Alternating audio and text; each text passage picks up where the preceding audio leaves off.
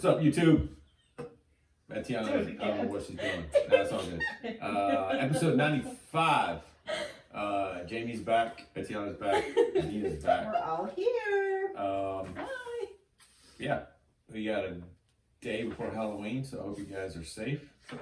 And yeah, 95. Dare to Lead. We have 3 more. This one and 2 other episodes left. So we're gonna get started. We're on section 4. I don't know what section it is. Well, I'm gonna need you to tell me so I can. What's the name of that one? Digging into shame. Empathy is connecting to the emotions that we underpin and experience. No, that's not it. You're way off. Look for part 2. No, keep going. Part 2. She does it That's weird. right. See, I know. see what's wrong with her. Section and parts. Says you have a scheduling conflict. Part 2. You have a scheduling conflict? Says you do. Oh. On Wednesday? You might. Oh, we'll figure it out. I I'll might be figure this it poster. out. I was thinking this Wednesday, the next one. I don't think I do. All right. Ready? Okay, here we go. I'm ready. Now I know what we're doing. All right, here we go. Check. 3, 2. Don't do that, please. Please don't do that. 3, 2. Hold on. 1. Hey everyone, welcome back to the Made for More Consulting Podcast. This is episode 95. Dare to Lead. We are a podcast where we are building leaders and individuals through leadership and personal development so that we can in turn lead those around us. Because again, we continue to say what you don't have, you can't give away. So we want to make sure that we're building up ourselves. Adina, welcome back. Good to be here. Tatiana's here. Hi. And then Jamie. Jamie's back there in her Dunder Mifflin shirt. Speaking of Dunder Mifflin, what are you going to be for Halloween? Tomorrow's Halloween. Like, I'm going to confess this. We are recording on the day that we're releasing this, which we don't. Myself. I Tatiana? don't dress up. Why not? I When's the think last time you dressed up? That's a question. I was Cruella de Vil a million years ago at Takeover for That's when I was a youth pastor. Yeah. That was at least Yeah. 6-7 years ago. Yeah, and I only dressed up because of that, because you were like, I need all the leaders to dress up. I'm like, okay. Remember when Ashley Sells dressed up as me and everyone knew what it was except me? And I was like, Yeah. that's stupid. That's Anyways, awesome. what do you that's dress awesome. up as, Tatiana? I dressed up as the devil. The devil. We need to post So she pictures. didn't dress up. Not Jamie, appropriate pictures. What? I don't dress up either. why not? I just never have liked to. Okay. My mom thought it was cute. What's wrong with your ears? Well, Can you hear? all of a sudden, I can't. This side went out. It's okay. No Just way. keep going. I'm not kidding. It did. Okay. Just Oh keep my going. God. All As right. long as they can hear me, I don't really need to hear Then myself. check this out. No, we're good. Yeah, Okay. you're Yeah. recording We're right now. All right, so episode 95. We are still in Dare to Lead. It's this part got better. I want to celebrate a few things first. I jumped around. Sorry. Number 1, Slab Barbecue and Beer. They launched their 4th location Friday. Yeah. Yeah. It's pretty cool. Yes. I hadn't worked many days, 12 to 13 hour days in a long time. And I just stayed out there because people just kept coming up, and it's pretty cool off of Brody Lane in between Home Depot and Lowe's. So Next time out that way, I'll have to stop out there because I would love to see it. I love It's it a there. I cool think vibe. it'd have like an outdoor vibe with like live music and that's stuff. all. Yep. Yeah. Yeah. And it is the Austin feel. So I love I'm that. not real big into the Austin feel, but this one's cool. The other thing I wanted to celebrate or at least talk about was our one-on-one clients making progress. Specifically, John Parks, man, he is having some good wins, and we'll hopefully at some point have him on by himself to talk about some of the growth that he's seen. And then last but not least, man, this week we started an ownership training for ProWire Electric, and it's going well. So really good stuff going on. Awesome. That's good. Adina, past episodes, 91 to 94, we've been going over Dare to Lead, Yeah. talked about vulnerability. Yes. And the way we need to lead as leaders. So, You know what's funny is I feel like even like the last episode, I feel like that was so long ago, but it wasn't. no, I know. Just a And week it ago. felt like it took a while to get through the first section or part of her book, whatever she calls it. Well, and we covered a lot of information. Yes. That was a huge section that Yeah, we that was. summarized. Yeah. It was really good though. And today I think is really good because we're going to talk about what we've said before, which is our why, our purpose, things like that. And today in her book is going to be talking about living into our values. So she specifically is going to be talking about values and what is important to it, to our values.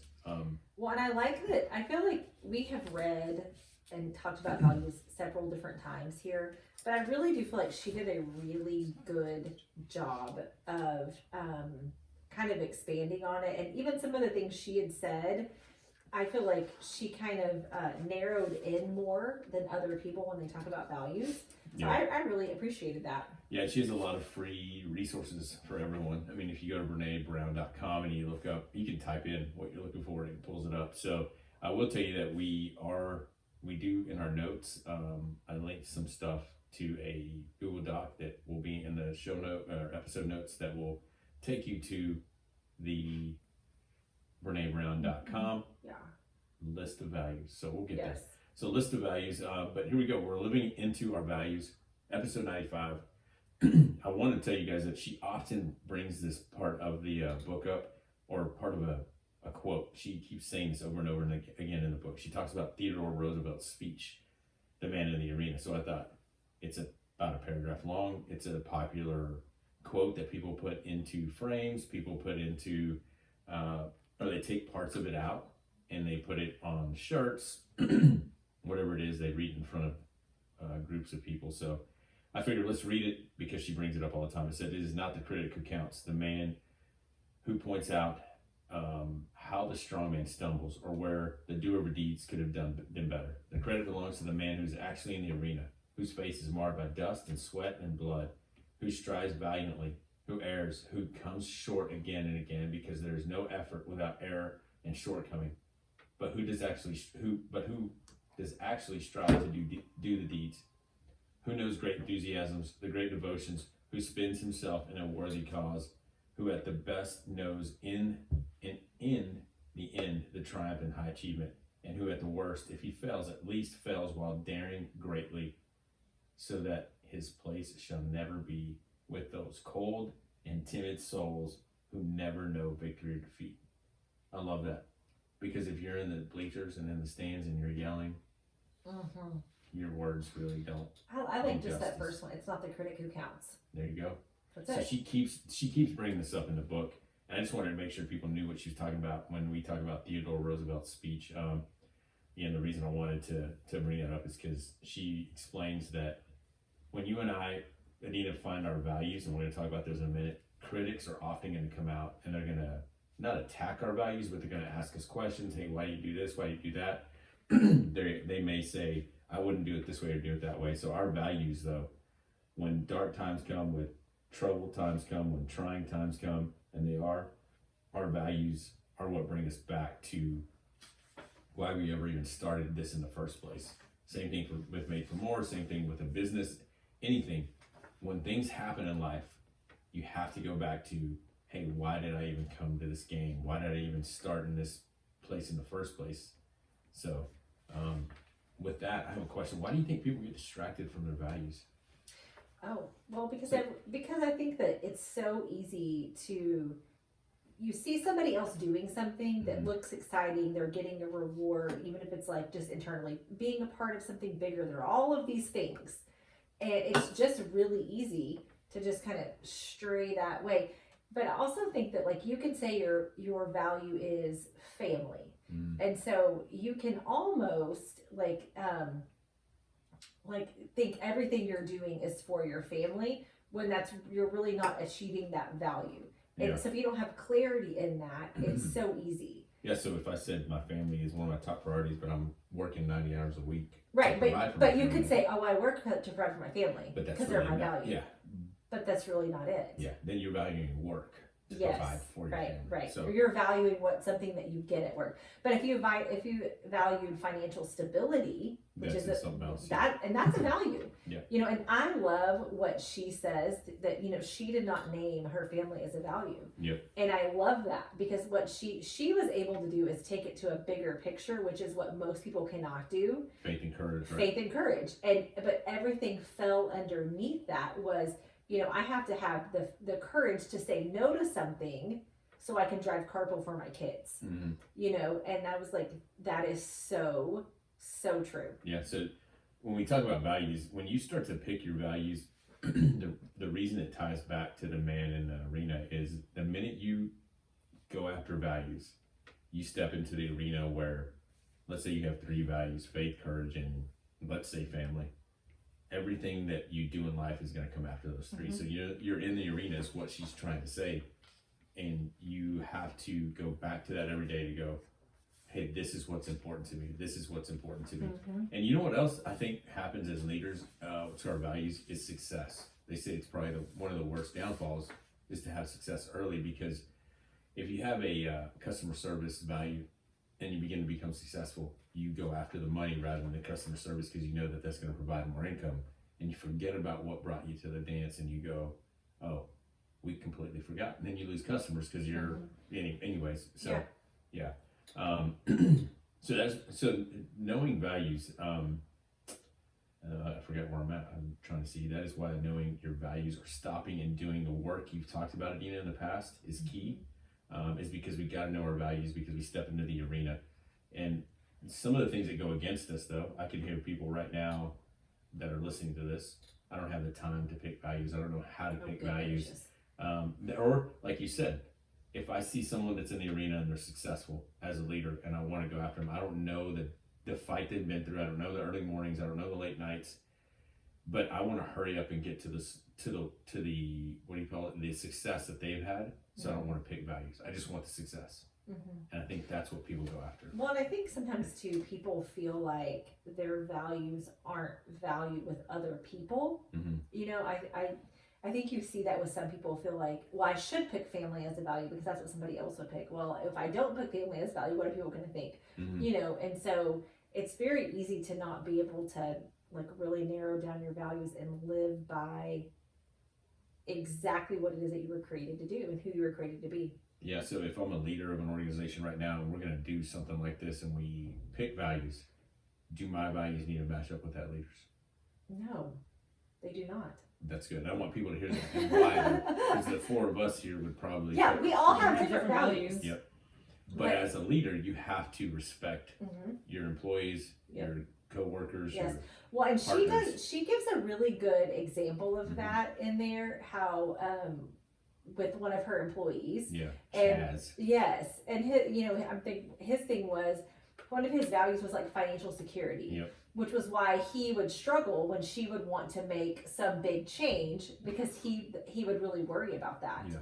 So if she could balance that. Yeah. I made a note in here because she wanted to cry just talking about it. I was like, come on. Anyways, Chaz, glad to know that. But yeah, I think if you are, and we're gonna get to that. Maybe we'll wait to get to that, because if you don't know your team, then you don't know their values, and that's that whole. I made that note down there. It says, know my values and you'll know me. And then NO values means know me. So you either know me and my values, or you don't know me and you don't get me. So as a leader, we need to be careful of that. She does mention a few things as far as, man, I am just losing my place in my notes. She starts to mention, discovering our values takes work. It's important. She talks about 3 steps. And we'll go over those steps really quick. I think we're going to go over 2 because I think the third one's just irrelevant. But number 1 says, we can't live into our values we can't name. So she asks, what's your North Star? Or Just what's most important. yeah, what's to you. most important to you? But when we say values, I want people to understand it's almost like saying, what's your why? What's your purpose? What's your value? Yeah, well, even the way she does it, which we've talked about this before, it's a list of values, and you just have to keep narrowing down, just keep, until you get down to. Now she says 2.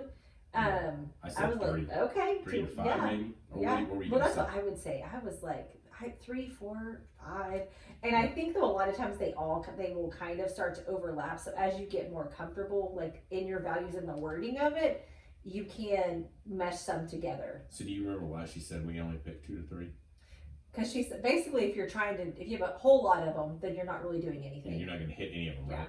And I mean, that makes sense to me. I think 3 to 5 values, because I think that some things matter to us, but I do like that she said that as you uncover your values, if it makes you go, family, like she said earlier, family is not mine because faith and courage encompass family. So then Right. you go, oh, okay, cool. And it's almost like she takes faith and courage as it can be. It's like that's what's going to decide how she shows up for her family, and it makes all the decisions around her family. Exactly. And because I think it's real easy to say, well, if it's family first, that almost seems so small Mhm. with the way that she described it, which is what I loved about it, is how do you take that value and integrate it into your family? That's right. And keep in mind, these are what matter most to us when the pressure of life comes. It's when we say we stay true to ourselves. It's true to our values, true to our purpose is what I like when people use the word purpose, because they're like, what's your purpose here? Well, faith and courage. Everything they do I have to do faith and courage, through faith and courage. Lead my family through faith and courage, like she's saying. Mhm. So keep in mind, these values are not just what you do or what you keep at work or at home. It's all the time. We don't separate these in work and life, and I think that's something she says really well in there. Is they're at the center of who you are, your why. This is good because I think as leaders sometimes we separate, or we see some people separate their home life. That was my stomach. Their home life from their personal life, and they say, this is who I am here, my work hat, this is my personal hat that I put on, my friend hat. And I like that she says, no, your values, your purpose, your why, those are so important to you that's who you are all the time. Do you think that's one of those command and control old school leaders where you go, I'm gonna put this hat on at home, I'm gonna put this hat on at work? I'm just curious, you know what I'm saying? Mhm. Because I think that I think we want to become the same person that we are at home. I guess it's just authenticity. I think that's the Right, word. because I think it's how you show up. If you think at work, I need to show up like this, I need to be driven, hardworking, I need to be a critic, whatever it is, because that's how people think I should show up Mhm. versus showing up for who you really are. There's a big difference. Yeah, and the other part that I thought through was if you are at work and your values that you live by your whole life, let's say faith and courage, and I make a decision that goes against your faith and courage, that's where you decide to go, I can't do this because that's not, I Right, can't or do this. like No, even with that, if say you're at a company and one of your thing is courage, which you like to like be innovative and take risks and dream big things, and you're okay with that, but then you have like a team or maybe your boss that's not like that, I can totally see how you would struggle on a regular basis. Yeah. So what do you do in that? I mean, well, if you're courage, you step up and you say things, right? But I'm wondering.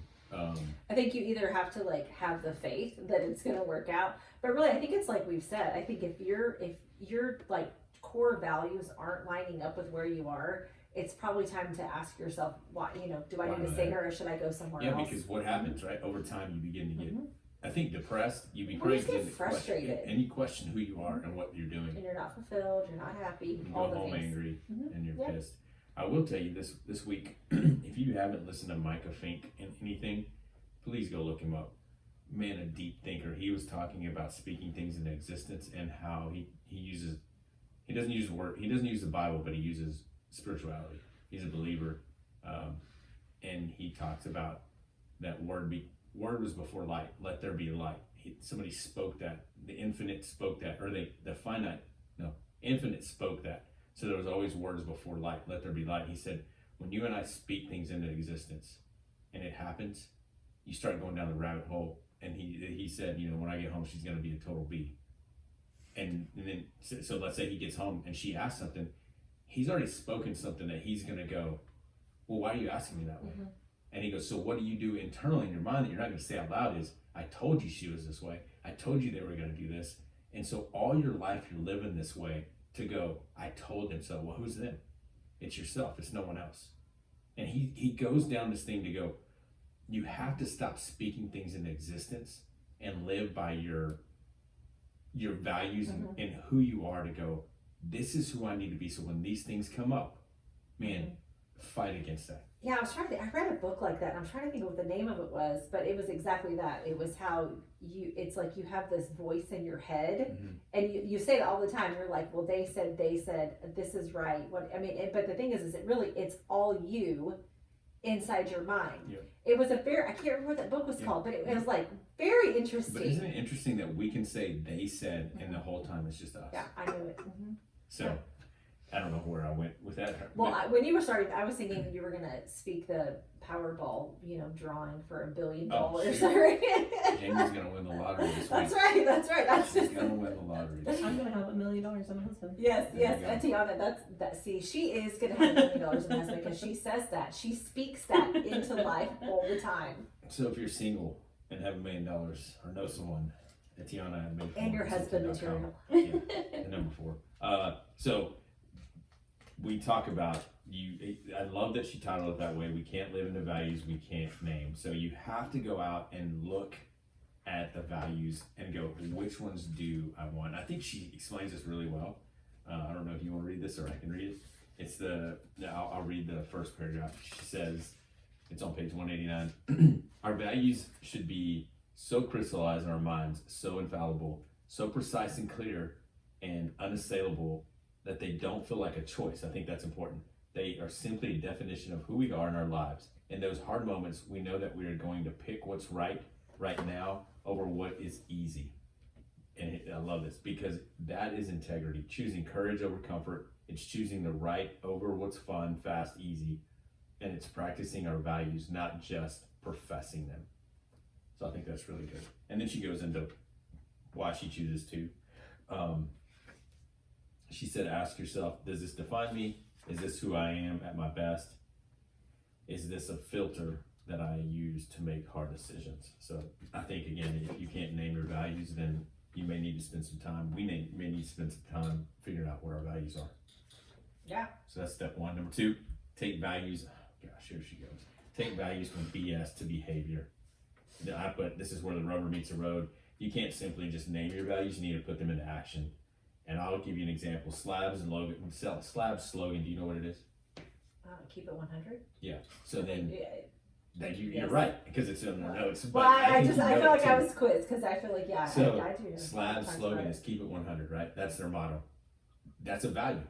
But if you don't break that down, and when I first met Mark and Ralph, I said, okay, so what does that mean? And they could say it, but then we broke it down to slab, and we go, the S stands for serve, the L stands for listen and learn, in anything they do. Keeping it 100 means serving, listening and learning, accountable to themselves, not to everyone else, and then the B, to bust your ass, is what they have on there. So, but how do you serve? You serve people, you serve your employees, you serve your leaders, you serve yourself. You listen and learn from those leaders to the customers, to your team. You're accountable to yourself and your actions, and then you bust it for everybody on your team. So basically, it's breaking down your value system and going, this is where I have to put action. So she talks about faith and courage. And so when we go, how does she break down courage? She has tough conversations. She makes hard decisions Yep. that people don't always understand. And I think it's that I thought courage was a great one. I hadn't really thought about courage the way that she described it in a lot of ways, but just how even like for her career, how she will make a decision that doesn't seem to be the best thing for her career because she wants to stay home with her kids or do something with her kids. And so that's what she does because she knows, she's like, I have to have the courage to know and to trust that this will work itself out, that I can work hard in these other arenas and that I can still do this for my family. I thought this brought up an interesting memory when I think all 4 of us were there when Ryan Sheehan. I was trying to find my cards. That's what I That's was it. looking Oh for. wow, mine are in my backpack. I carry the with them all the time. Little John Maxwell cards. Yeah, I Yeah. just said John Lennon. John Maxwell, remember that? So, but the hardest part for me was to take a deck of cards and narrow it down just to 2 or 3, right? And I thought, man, but you look at those 2 or 3 cards and you go, how do I act on empowerment? Well, it's how do you filter every decision Exactly. through that Yes. value. Yes. And I think that's what she's saying, that is that how you take this, and if empowerment is one of your values, is you have to check yourself and evaluate, how am I doing with that in every one of the decisions At home and at work on and a anything, regular right? basis. Yeah. So if we don't put our work or we don't put work to our purpose or our value or our why, then we're just shooting blind. And I put no one wants to shoot blind. And I think leaders believe leaders need to take time to do this for organization and cultures, because just like Slab or anyone, and I know Adams in ProWire, their biggest thing is not to be the regular electricians. They want to go above and beyond. They want to change the name of, or change the game in an electrician company, because most people have a certain view of them. But I'm just trying to think, if you have an existing organization and y'all haven't done this, or we haven't done this, I would think that you probably need to spend some time on this, because most people know it, but they don't know how they're getting there. Well, I think it's important if you don't have your organizational values, I think it is very important to spend time with your team and write that. What does your culture say? Who are you? Who do you want to be? Yeah. And kind of meshing that together with who are we striving to be and who are we already? Yep. And write those values That's down. the culture, right? That's Because it. if we see a quote on the wall, and that's our motto, but we never talk about how we put that motto into action, everybody's just doing a job. Yeah. I think they need to not make excuses not to do this. They need to gather their core team to contribute. So what do you think about that as a leader? Gathering people around you to contribute to the action steps. Because you can't, let's say you have 500 employees, you can't get all 500 in there to decide what the values are. Yeah. But you can decide with a core team of leaders. Well, and I think back to, good gracious, what book was that we read? Where that CEO like sent out like an email to like all 10,000 of the employees, and they were like, if you want me to continue, just let me know, and if you don't, I'll step down. I can't remember which book that was, but the most recent one. Was it Trust and Inspire? I don't The story remember. out of Trust and Inspire. Maybe, probably. I don't know. Yeah. What's weird is I can tell you where I was driving whenever they said that, but I can't remember what the book was. Yeah. But that's what that makes me think of is there. I mean, I think there is a way for you to like. I would, if you do have that, like send something out to all of your employees, ask some questions, get some feedback, and then put all of it together with the core group. And say, this is what we've come up with, this is what you've come up with, or we as a collective whole kind of came up with. So as you're a culture or as a company or a leader, and you're revisiting your culture, you're revisiting your why, your who you are, your values, how often would you say we should revisit these? I say quarterly, depending on how big of a organization. You know what I mean? The thing is, I think you should in the back of your mind constantly be revisiting. If you look at like Slabs, I think that's something that you could be in a situation or a meeting, and you could be like, okay, are they serving? Are they listening and learning? So you're kind of doing it in every situation. And then I think it would be a great thing, like if you have a quarterly meeting or a yearly meeting where you come together to say, like, where did you see this? Is this still true? How are we growing in this direction? I don't think that there's something that probably are going to change, because I think once you have them, that should be the heartbeat of your organization. Exactly. Yeah. But I do think you should constantly be, making sure that you're measuring up to that.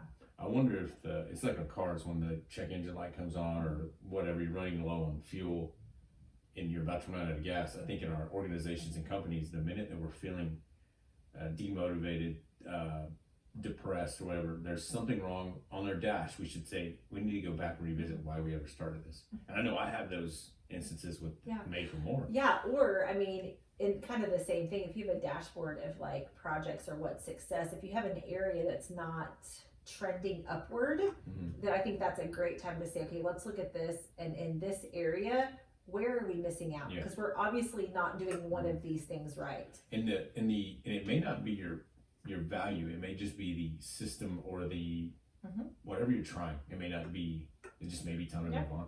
That's good.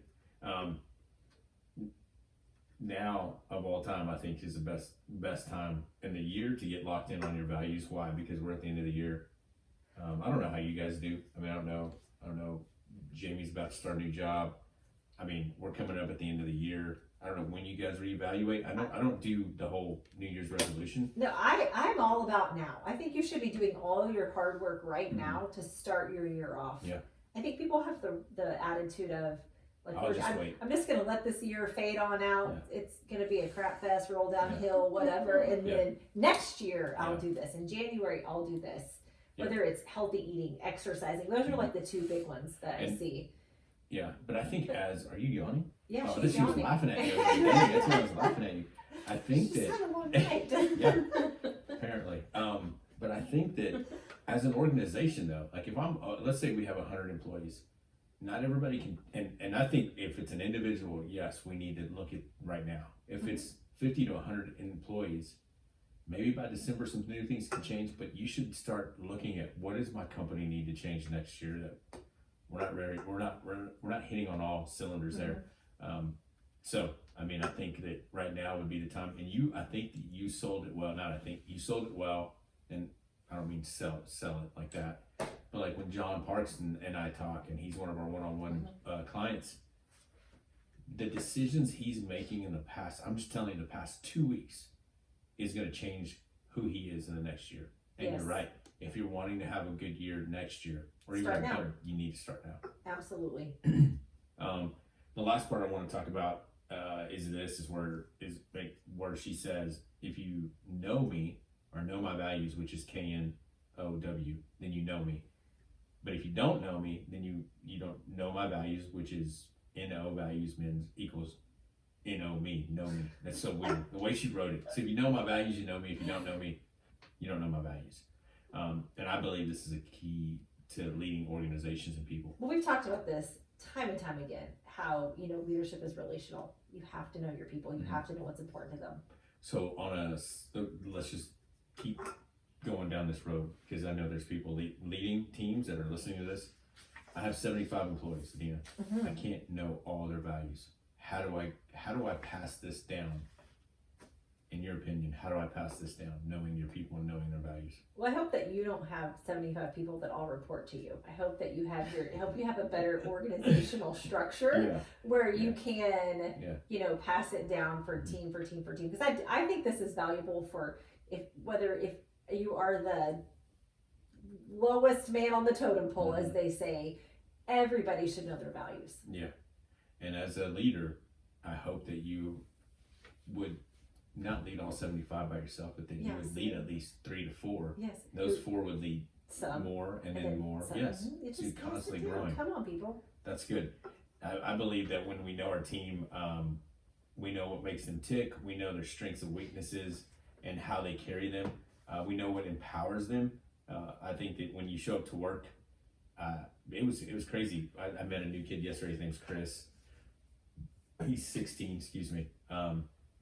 What's crazy is when you see Chris, he's 16. He knew every position at Wingstop.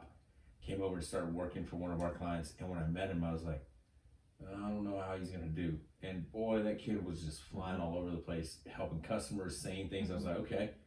And it was because he said he loves to serve people. And I'm like, that's a value to him. Anywhere he went, he didn't want to get in the way of a customer having a good time, so he serves people. But in the end, I know that makes him tick. So I think you gotta learn to know your team. One of the things I really like that she talks about in here is she talks about the example of how part of her courage value is showing up whenever things happen in people's life, and how that takes courage. And so back to, I love how she incorporates courage in everything. But she talks about how even within your value for showing up for people, one of the things is she's like, it's still uncomfortable. She's like, it's still hard to show up when somebody has passed away or something, something hard has happened, and you go through your mind and you make all the excuses. Well, they already have people that have showed up. They've already done this. They don't need anything to eat. They don't want whatever it is. And so she talks about how statistically, when you look at it, that you only have that uncomfortable feeling for 8 seconds. So it's like, if you make the decision and you do it, that feeling only lasts for 8 seconds. 8 seconds, yeah. And so I thought that was a really, really good thing to think about. That one, that just because it's your value doesn't mean that it's always easy. And that when you do feel uncomfortable, it doesn't last. Yeah. Where you say you continue to feel uncomfortable is when you don't do it. And it's still going in your mind. You're like 10 minutes later, you're like, oh dang, well I should have called. Well, I'll call tomorrow. Well, then tomorrow comes. And you don't call because because you're uncomfortable again. So before you know it, you've spent all this time uncomfortable and you still haven't showed up for the person. So you've gone against your value of courage. Yeah. And I would have to ask us, in what areas of our life have we ever grown that is comfortable? We usually don't grow in comfort, right? And so you have to go past that, I think, personally. That's I what think she one says. of the things that's crazy about this book is the person that made me want to read this, or us, Stephanie Cranky. She just lost her brother a couple weeks ago, and I was in that boat to where we're good friends. She's helped us. We're really close. Our families are, and we've walked together through people losing people, specifically her son-in-law and just mutual friends. But she lost her brother in such a horrible accident, and she's gonna listen to this, but I didn't know how to show up for her outside of I'd text her, I'd send her a Snapchat and go, hey, how's it going? Checking in.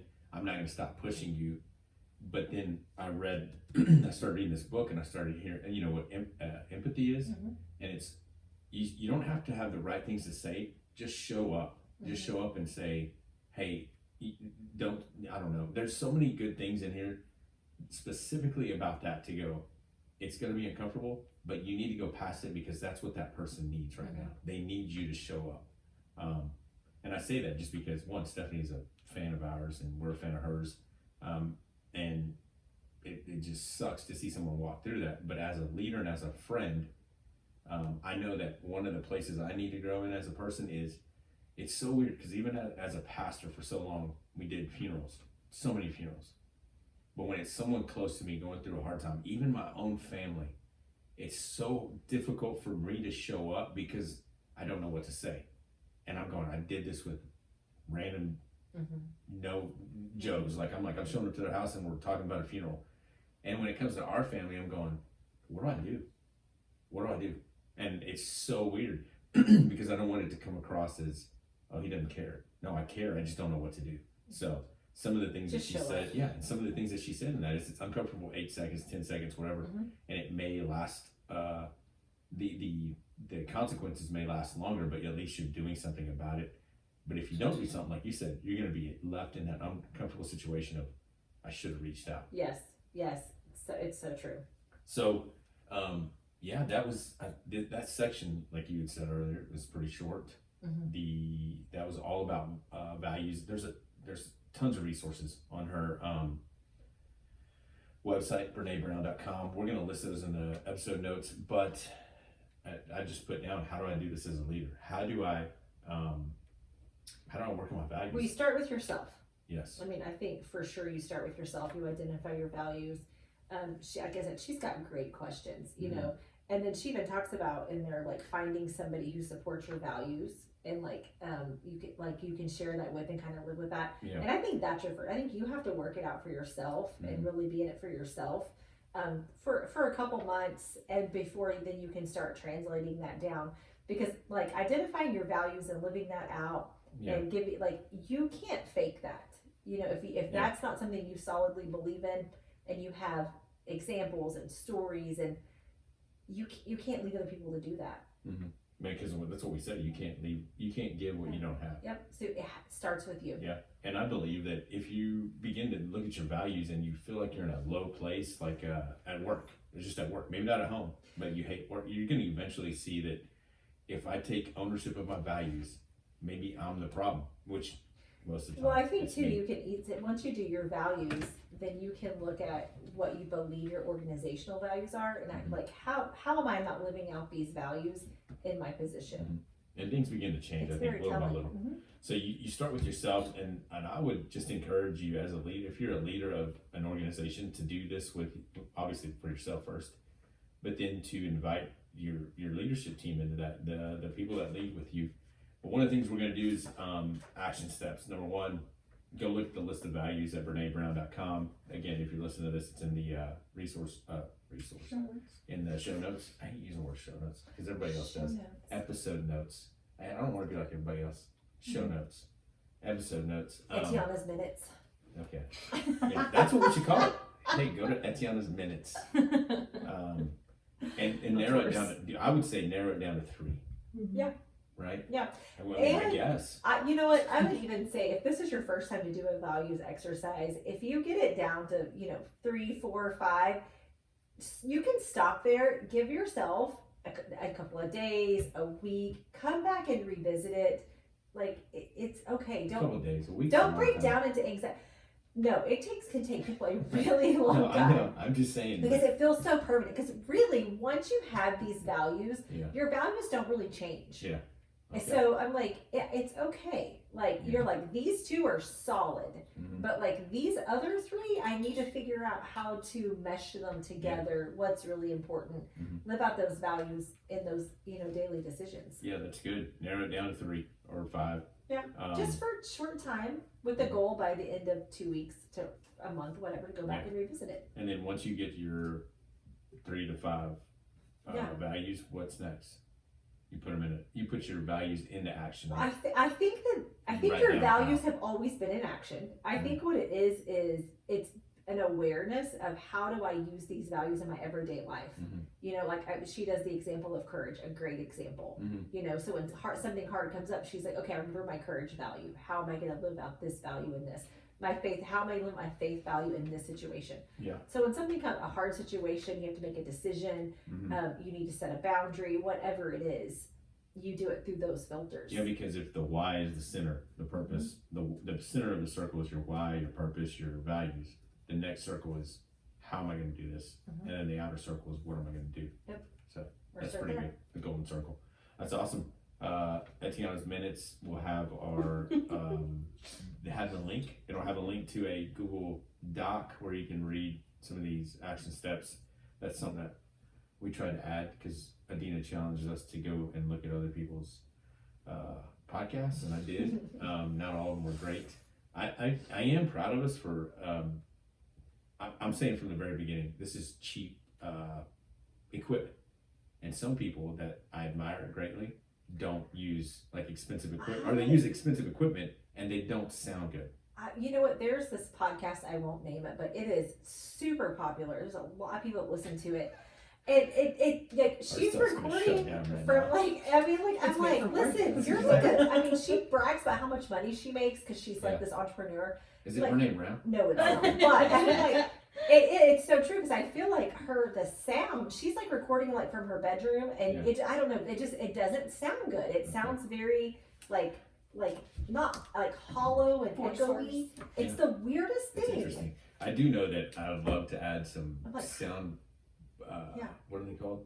I'm like, you can hire a producer, lady. Get a sound engineer in there and Or get it figured out. just tell her to contact madeformoreconsulting.com. We'll work your podcast. Etiana, work your podcast out for you. Her minutes. We have our one-on-one coaching on our website. And here's what I'm going to tell you. If you're interested in one-on-one coaching, go to the website, scroll down to the bottom right, and just put a note saying, hey, I'm interested.